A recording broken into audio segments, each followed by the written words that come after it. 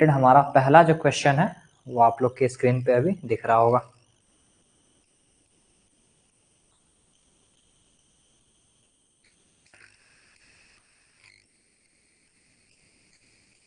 Question number 1 है हमारा, if serious bodily injury change into death. क्या हुआ कि कोई एक सीरियस बॉडीली इंजरी पहले ही एक माइंस में हुआ है और वही सीरियस बॉडीली इंजरी क्या हो गया, डेथ में चेंज हो गया। मतलब किसी एक पर्सन को, मान के चलिए ये एक पर्सन है, पर्सन ए, इस पर्सन को सीरियस बॉडीली इंजरी पहले से हुआ था और इनका जो है ये मान के चलिए इनका नाम है ए, इनका क्या हुआ, डेथ हो गया कुछ दिन बाद। ठीक है, हो सकता है, बिल्कुल पॉसिबल है।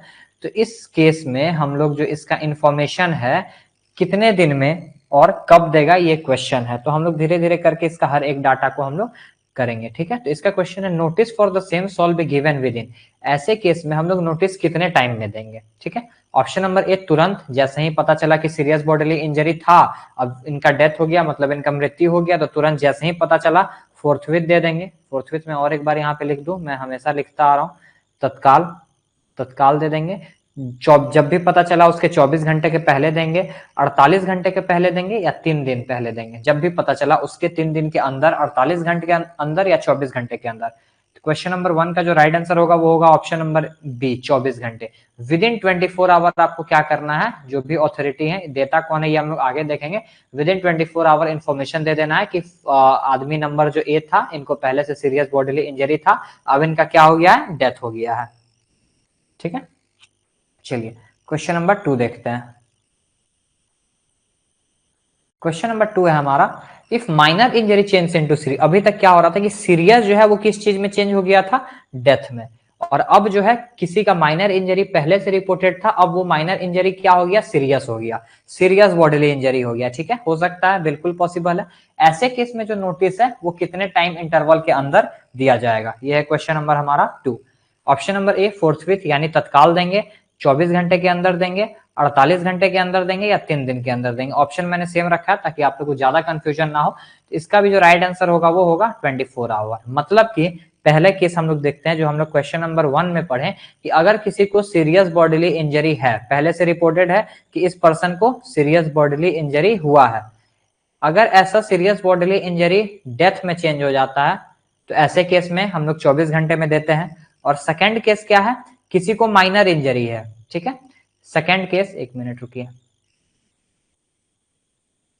सेकेंड केस हम लोग पिंक से लिख रहे हैं। ठीक है, सेकेंड केस क्या है, सेकेंड केस है आपका किसी को अगर माइनर इंजरी है, पर्सन को माइनर इंजरी हुआ, वो माइनर इंजरी चेंज हो गया किसमें, सीरियस बॉडीली इंजरी में। ठीक है, सीरियस बॉडीली इंजरी में अगर वो चेंज हो गया तो ऐसे केस में भी जो हम लोग नोटिस है वो 24 घंटे के अंदर, यानी दोनों केस में हम लोग 24 घंटे के अंदर ही देंगे। ठीक, चलिए बढ़ते हैं क्वेश्चन नंबर 3 में। क्वेश्चन नंबर 3 है हमारा, अगर कोई माइनर इंजरी जो है वो सीरियस बॉडीली इंजरी में चेंज हो रहा है, ऐसे केस में जो नोटिस है, ठीक है, हु शॉल गिव, ऐसे केस का नोटिस जो है वो कौन देगा, किस अथॉरिटी को देगा, ये हम लोग नेक्स्ट क्वेश्चन में देखेंगे। अभी क्वेश्चन ये है कि कौन देगा, उसको जो है नोटिस कौन देगा ऐसे केस में। ऑप्शन नंबर ए, जिनके साथ ये घटना हो रहा है वही माइनर जिनका था अब सीरियस बॉडीली इंजरी हो गया, वही पर्सन जाके नोटिस देंगे। ऑप्शन नंबर बी, मैनेजर देगा। Option number C, owner agent manager की रिस्पॉन्सिबिलिटी है, या फिर ऑप्शन नंबर डी, सीआईएम देंगे। क्वेश्चन नंबर 3 का जो राइट आंसर होगा वो होगा option number C, owner agent manager. ये रिस्पॉन्सिबिलिटी ओनर एजेंट मैनेजर की है कि अगर कुछ ऐसा होता है, सीरियस बॉडीली इंजरी अगर डेथ में चेंज होता है या फिर माइनर इंजरी सीरियस बॉडीली में बदल जाता है, तो ऐसे केस का नोटिस जो है जब भी इनको पता चले उसको उसके विद इन 24 आवर्स के अंदर ओनर एजेंट मैनेजर जो है वो नोटिस दे देता है। किसको देता है, क्या देता है, ये हम लोग आगे देखते हैं। क्वेश्चन नंबर 4 देखते हैं। क्वेश्चन नंबर 4 है हमारा, हु शॉल बी इन्फॉर्म्ड, कब देंगे, कौन देगा, ये हम लोग देख लिए। अब क्वेश्चन नंबर 4 है कि ऐसे सीरियस बॉडीली इंजरी जो किस चीज में चेंज हो गया, डेथ में चेंज हो गया। पहले से सीरियस बॉडीली इंजरी नोटिफाइड था कि ये नोटिस दिया हुआ था कि इनको सीरियस बॉडीली इंजरी है, वैसे में अगर सीरियस बॉडीली इंजरी किस चीज में बदल गया, आपका डेथ में बदल गया, ऐसे केस में जो है नोटिस किसको दिया जाएगा। ऑप्शन नंबर ए, सीआईएम को। Option number B, CIM RIM को।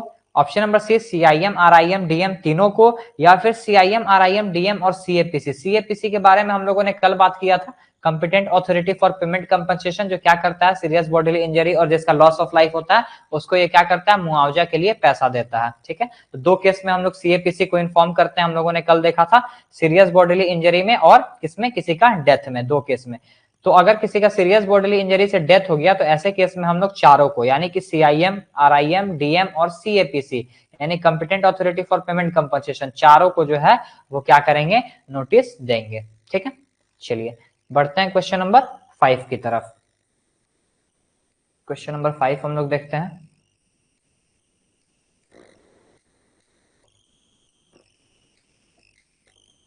क्वेश्चन नंबर 5 है हमारा, अकॉर्डिंग टू रेगुलेशन 8, रेगुलेशन 8 से ही ये क्वेश्चन है, अभी तक रेगुलेशन 8 खत्म नहीं हुआ है, टेंशन मत लीजिए। रेगुलेशन 8 में और एक क्राइटेरिया है कि हम लोग किसी एक केस में जो इंस्पेक्टर ऑफ माइंस इलेक्ट्रिकल, यानी जो वर्कमैन इंस्पेक्टर हम लोग अपॉइंट करते हैं, उसमें जो है इंस्पेक्टर ऑफ माइंस जो इलेक्ट्रिकल होते हैं उनको कब इन्फॉर्म करेंगे एक्सीडेंट के बारे में, किस केस में, जो इलेक्ट्रिकल के वर्कमैन इंस्पेक्टर है। ऑप्शन नंबर ए, किसी भी तरह का अगर कोई एक्सीडेंट है तो करेंगे। अगर कोई ऐसा एक्सीडेंट है जो इलेक्ट्रिसिटी के कारण हुआ है, ट्रांसफार्मर ब्लास्ट हो गया है, किसी को करंट लग गया किसी केबल से, ठीक है, ट्रेलिंग केबल से या किसी भी केबल से करंट लग गया इलेक्ट्रिसिटी के कारण, या फिर ऐसा एक्सीडेंट जो मैकेनिकल बॉडी के कारण हुआ है, ठीक है, ऐसा एक्सीडेंट जो मैकेनिकल बॉडी के कारण हुआ है, SDL के नीचे आके कोई दब गया, या फिर बहुत सारा एग्जांपल है, या फिर ऑप्शन नंबर डी नन, किस केस में हम लोग इंस्पेक्टर ऑफ माइंस इलेक्ट्रिकल को नोटिस करेंगे। तो ऑप्शन नंबर 5 का जो राइट आंसर हो जाएगा वो होगा ऑप्शन नंबर बी, ऐसा एक्सीडेंट जिसमें क्या होगा, इलेक्ट्रिसिटी के कारण या फिर कह लीजिए कि बिजली विद्युत के कारण जिनके कारण किसी का मृत्यु या फिर एक्सीडेंट होता है, ऐसे केस में जो है हम लोग क्या करते हैं, इंस्पेक्टर ऑफ माइंस इलेक्ट्रिकल को भी नोटिस भेजते हैं। किसके किसके साथ, पहले तो हम लोग भेजते हैं CIM को, RIM को, DM को, और इनके साथ साथ इंस्पेक्टर ऑफ माइंस इलेक्ट्रिकल को भी भेजा जाता है। ठीक, चलिए बढ़ते हैं क्वेश्चन नंबर 6 की तरफ।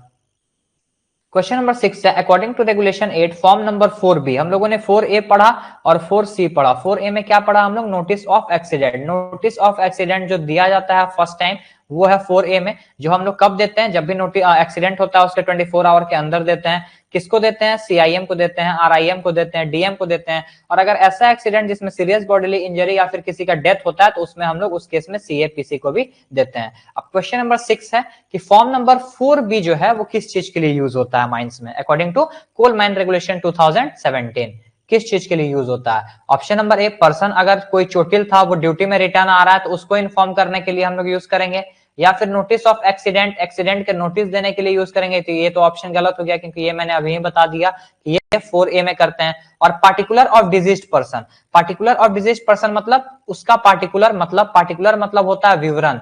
ठीक है, जो हिंदी मीडियम के बच्चे हैं जिनको दिक्कत होता है इंग्लिश में, लिख लीजिए विवरण। ठीक है, विवरण यानी सारा पार्टिकुलर, डिजीज्ड पर्सन मतलब जिनको क्या हुआ है, चोट लगा है या जिनका मृत्यु हो गया है, उनका पूरा पार्टिकुलर, पूरा उनका डिटेल।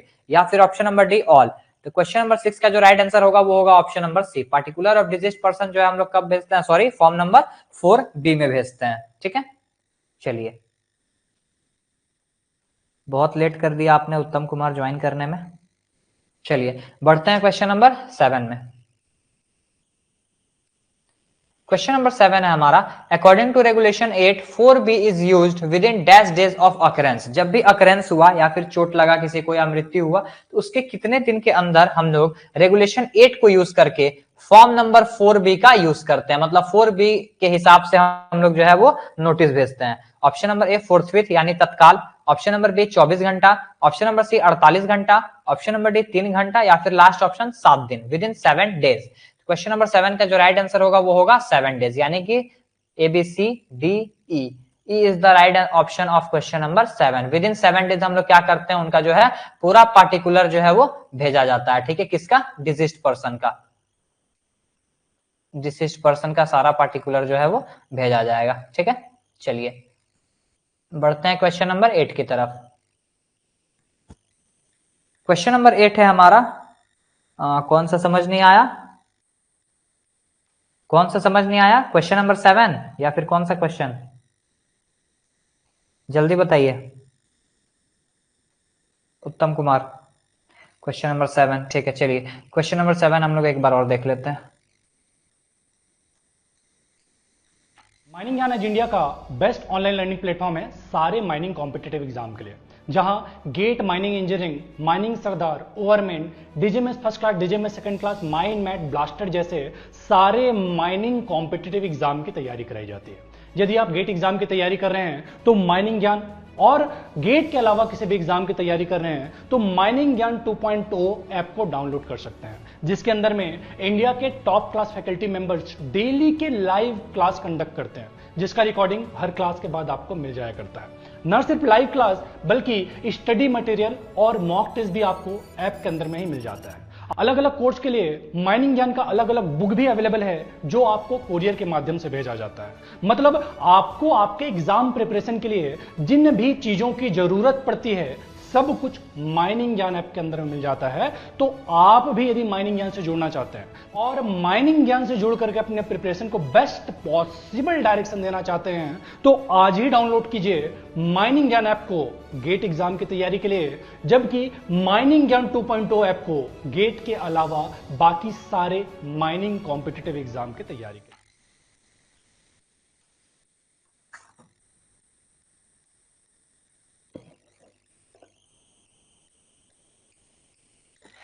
क्वेश्चन नंबर 7 ये कह रहा है कि रेगुलेशन 8 के अकॉर्डिंग टू रेगुलेशन 8 हम लोग जो फॉर्म 4B यूज करेंगे, 4B में हम लोगों ने क्या पढ़ा बाबू? अभी 4B में हम लोगों ने पढ़ा कि पार्टिकुलर ऑफ डिजीज्ड पर्सन हम लोग सेंड करते हैं। मतलब पार्टिकुलर मतलब मैंने बताया विवरण, उसका पूरा विवरण, कैसे चोट लगा, कितने दिन में ठीक होगा, कहाँ चोट लगा, किस कारण चोट लगा, ये सारा पार्टिकुलर हम लोग जो है किसका भेजते हैं?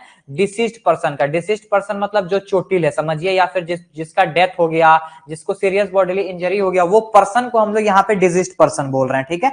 तो इनका जो है हम लोग पूरा पार्टिकुलर भेजते हैं फॉर्म नंबर 4B में। तो 4B जो हम लोग भेजेंगे वो एक्सीडेंट के कितने दिन के अंदर भेजेंगे? Form 4B owner agent manager भेजता है, ये कितने दिन के अंदर जो है पूरा पार्टिकुलर उसका तैयार करके, पूरा विवरण तैयार करके भेजेगा कि क्यों चोट लगा, कैसे लगा, किसके कारण लगा, ये सारा चीज हम लोग फॉर्म नंबर 4B में भेजेंगे। तो जब भी एक्सीडेंट होता है उस पर्सन का, एक्सीडेंट के कितने दिन के अंदर हम लोग फॉर्म 4B भेजेंगे? फोर्थविथ यानी कि तत्काल, जब एक्सीडेंट हुआ उसी टाइम हम लोग तत्काल भेज देंगे, या फिर जब एक्सीडेंट हुआ उसके 24 घंटे के अंदर भेजेंगे, या 48 घंटे के अंदर भेजेंगे, 3 दिन के अंदर भेजेंगे, या एक्सीडेंट के 7 दिन के अंदर भेजेंगे। ये है हमारा क्वेश्चन नंबर 7। तो क्वेश्चन नंबर 7 का जो राइट आंसर मैंने बताया वो है ऑप्शन नंबर लास्ट 7 डेज। जब भी एक्सीडेंट होता है किसी पर्सन का, मान के चलिए ये पर्सन है ए, इनका एक्सीडेंट हुआ आज के डेट को, यानी आज कितना डेट है? आज आपका डेट है 27 नवंबर। तो आज के डेट के 27/11/2024, तो आज से लेके विद इन 7 डेज के अंदर इन पर्सन का, जो पर्सन ए है, इनका हम लोग with in 7 days form number 4B में पूरा पार्टिकुलर भेजेंगे, मतलब पूरा विवरण भेजेंगे कि इनका एक्सीडेंट कैसे हुआ, कहां कहां चोट लगा, किसके कारण हुआ, इसके लिए हम लोग क्या सॉल्यूशन अपनाएं, ये सारा चीज हम लोग फॉर्म नंबर 4B में भेजते हैं, ठीक है। अब क्लियर हुआ उत्तम कुमार या अभी भी डाउट है? जल्दी बताइए तो हम लोग आगे बढ़ते हैं।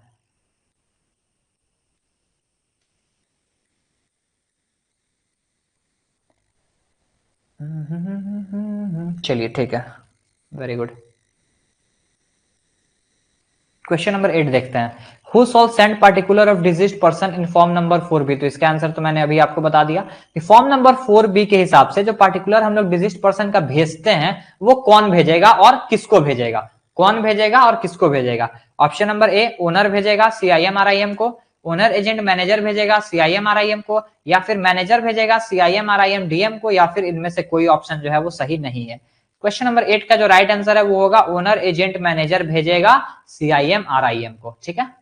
तो इसका राइट आंसर हो जाएगा क्वेश्चन नंबर 8 का ऑप्शन नंबर बी, ठीक है। चलिए बढ़ते हैं क्वेश्चन नंबर 9 की तरफ।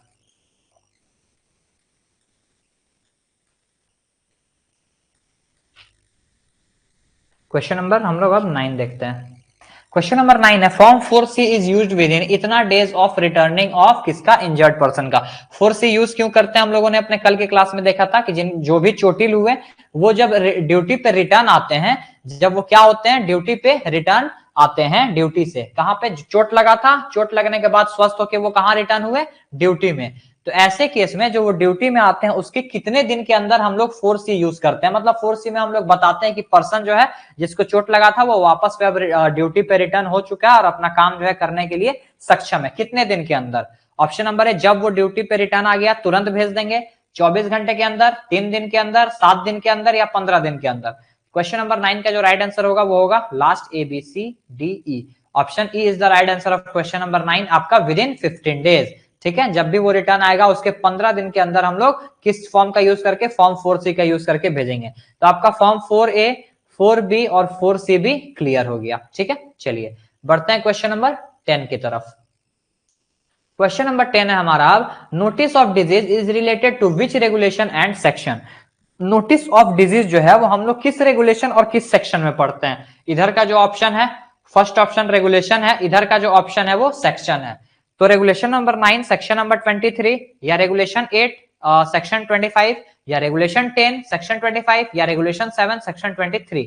क्वेश्चन नंबर 10 का जो राइट आंसर होगा, क्वेश्चन नंबर 10 का जो आपका राइट आंसर होगा वो होगा रेगुलेशन नंबर 9 में हम लोग पढ़ते हैं और सेक्शन नंबर 25 में। ठीक है, तो B is the right answer of question number 10। ठीक है, चलिए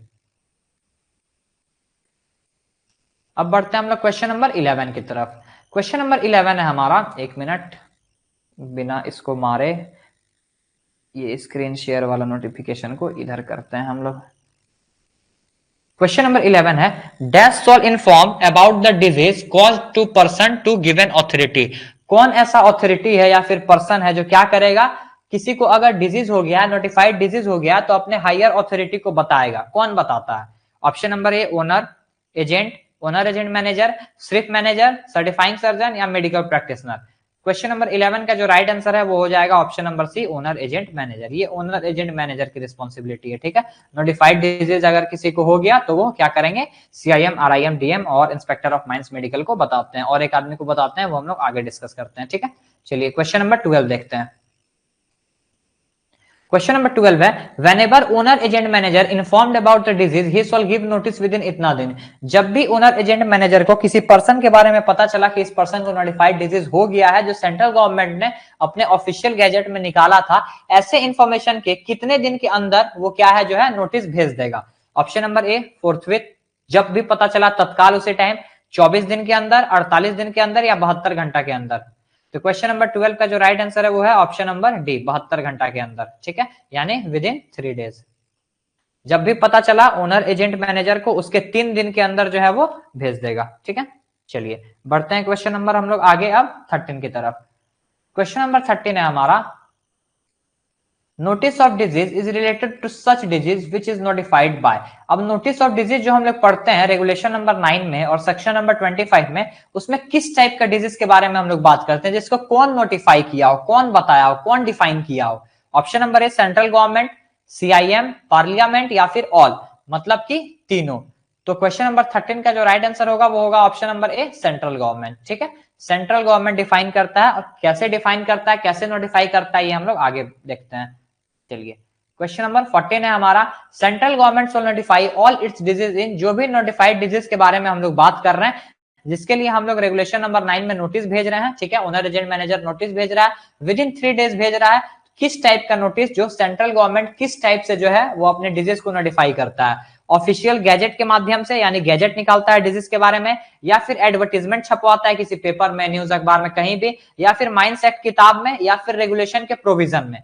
क्वेश्चन नंबर 14 का जो राइट आंसर होगा वो होगा ऑप्शन नंबर ए ऑफिशियल गैजेट। ठीक है, सेंट्रल गवर्नमेंट क्या करता है, ऑफिशियल गैजेट में पब्लिश करा के अपना जो भी नोटिफाइड डिजीज है उसके बारे में बताता है, इसको हम लोगों ने, इस डिजीज को हम लोगों ने नोटिफाइड किया है जो माइंस में हो सकता है। ठीक है, चलिए बढ़ते हैं क्वेश्चन नंबर 15 की तरफ। क्वेश्चन नंबर 15 है हमारा, notice of disease is given in which form. Notice of disease हम लोग किस फॉर्म में देते हैं? अभी तक हम लोगों ने बात किया कि ओनर एजेंट मैनेजर जो है वो देता है, जब उनको पता चला उनके 3 दिन के अंदर देता है। कितने दिन में देगा, किस, ये हम लोगों ने देख लिया। अब हम लोग को देखना है कि कौन से फॉर्म में देगा। Option number A form 5, option number B form 5A, form 5B या फिर फॉर्म 7। क्वेश्चन नंबर 15 का जो राइट आंसर है वो है ऑप्शन नंबर ए फॉर्म 5। ठीक है, तो आपका फॉर्म नंबर 1 से लेके फॉर्म नंबर 5 तक कंप्लीट हो गया। आप एक बार रिवीजन कर लीजिएगा कॉपी में लिख के। फॉर्म 5 में हम लोग नोटिस ऑफ डिजीज भेजते हैं, हम लोग नहीं, कौन भेजता है, ओनर एजेंट मैनेजर। कितने दिन के अंदर, विद इन 3 डेज, जब भी उनको पता चले। ठीक है, मैं बार बार रिपीट कर रहा हूं ताकि आपको यहां से जाने के बाद कोलमैन रेगुलेशन का बुक दोबारा ना देखना पड़े, सब चीज आपका दिमाग में क्लियर रहे। ठीक है, चलिए क्वेश्चन नंबर 16 है, notice of disease shall not given to which authority. इनमें से किन अथॉरिटी को नोटिस ऑफ डिजीज का जो मतलब जो हम लोग फॉर्म नंबर 5 में भेज रहे हैं वो देना जरूरी नहीं है, यानी कि अनिवार्य नहीं है, नेसेसरी नहीं है। ठीक है, ये है क्वेश्चन। तो ऑप्शन नंबर ए है सीआईएम आरआईएम को देना जरूरी नहीं है, डीएम को देना जरूरी नहीं है, या इंस्पेक्टर ऑफ माइंस जो मेडिकल है उनको देना जरूरी नहीं है, सीएपीसी यानी competent authority for payment compensation को देना जरूरी नहीं है, या फिर नन या फिर ऑल। क्वेश्चन नंबर 16 का जो राइट आंसर होगा कि इसमें जितने भी पर्सन जितने भी अथॉरिटी का मैंने नाम बताया सबको देना जरूरी है, इसका आंसर हो जाएगा नन। ठीक है, ऐसा कोई नहीं है जिनको देना जरूरी नहीं है, तो इसका जो है एफ हो जाएगा राइट आंसर 16 का। ठीक है, चलिए बढ़ते हैं क्वेश्चन नंबर 17 की तरफ। क्वेश्चन नंबर 17 है, इन 4 ऑप्शन में से कौन सा है जो नोटिफाइड डिजीज नहीं है, मतलब उसको क्या किया है सेंट्रल गवर्नमेंट ने किसमें अपने ऑफिशियल गैजेट में एडवर्टाइज एडवर्टाइज ने ऑफिशियल गैजेट में अपना नोटिफाइड नहीं किया है। Option number A asbestosis, pneumoconiosis, silicosis या फिर कैंसर। तो क्वेश्चन नंबर 17 का जो राइट आंसर है वो है ऑप्शन नंबर डी कैंसर। ठीक है, चलिए बढ़ते हैं क्वेश्चन नंबर 18 की तरफ। क्वेश्चन नंबर 18 है हमारा, एक मिनट, हाँ क्वेश्चन नंबर 18 है, which of these notified disease is latest as पर official gazette of central government. हाल ही में सबसे लेटेस्ट में सेंट्रल गवर्नमेंट ने कि ऑफिशियल गैजेट में अपना कौन सा डिजीज को जो है नोटिफाइड डिजीज को पब्लिश किया था, मतलब बताया था। ऑप्शन नंबर है एस्बेस्टोसिस, न्यूमोकाइनोसिस, सिलिकोसिस या फिर कॉन्टैक्ट डर्माटाइटिस। क्वेश्चन नंबर 18 का जो राइट आंसर हो जाएगा वो हो जाएगा कॉन्टैक्ट डर्माटाइटिस, जिसको कब किया था, कहीं पे आप नोट्स बना रहे हैं तो लिख लीजिए 2011 में। एस्बेस्टोसिस जो है वो 1986 में हुआ था, और न्यूमोकाइनोसिस और सिलिकोसिस जो नोटिफाइड डिजीज है ये आपका 1952 में हुआ था। ठीक है, चलिए ये 1986 होगा, सॉरी।